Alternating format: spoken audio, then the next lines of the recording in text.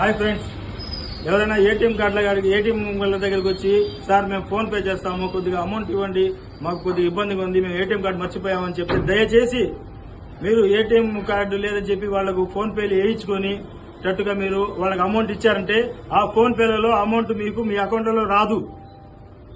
మీకు వచ్చినట్టు మీకు ఫోన్ పేలో చూపిస్తుంది, హిస్టరీలో చూపిస్తుంది. ఎవరైనా టెన్షన్లో వచ్చి వేయడానికి వస్తామా?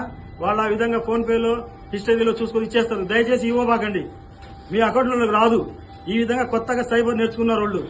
ఇప్పుడు జరిగింది ఇక్కడ సిచ్యువేషన్, నెల్లూరు సోమస్పేటలోని ఎస్బీఐ బ్యాంక్ ఏటీఎం దగ్గర ఒక అతను ఇదే విధంగా వచ్చాడు. నేను ఏదో అతని పాపం ఇబ్బందిగా ఉందని చెప్పి చేయండి అని 2,000 రూపాయలు అంటే 2,000 రూపాయలు నాకు హిస్టరీలో చూపించింది, ఫోన్ పేలోకి వచ్చింది, కానీ అకౌంట్లోకి రాలేదు. నేను అకౌంట్లో చూసుకోకుండా ఇచ్చి ఉంటే నేను 2,000 రూపాయలు ఈరోజు నష్టపోయేవాడిని. దయచేసి ఎవరైనా ఏటీఎంల దగ్గరకు వచ్చి సార్ మాకు అవసరం ఉంది, ఫోన్ పే చేస్తాము, అమౌంట్ ఇవ్వండి అని చెప్తే దయచేసి వేయబాకండి, వాళ్ళని నమ్మబాకండి. కొత్త రకం సైబర్ నాయాళ్లు కొత్తగా తయారై ఉన్నారు. ఇందాకనే వీడియో తీయాల్సింది, నాకు దయచేసి నాకు ఇట్లాంటి సిచ్యువేషన్ వస్తుందని అనుకోలేదు. వాడిని పట్టుకున్నాను కూడా, దయచేసి వాడు పరిగెత్తాడు. ఇప్పుడే నేను పోలీస్ స్టేషన్లో పోయి ఈ విధంగా కంప్లైంట్ చేసి వస్తున్నాను. ఎవరైనా కానీ ఏటీఎంల దగ్గరకు వచ్చి ఫోన్ పే చేస్తామంటే అమౌంట్ వేయబాకండి.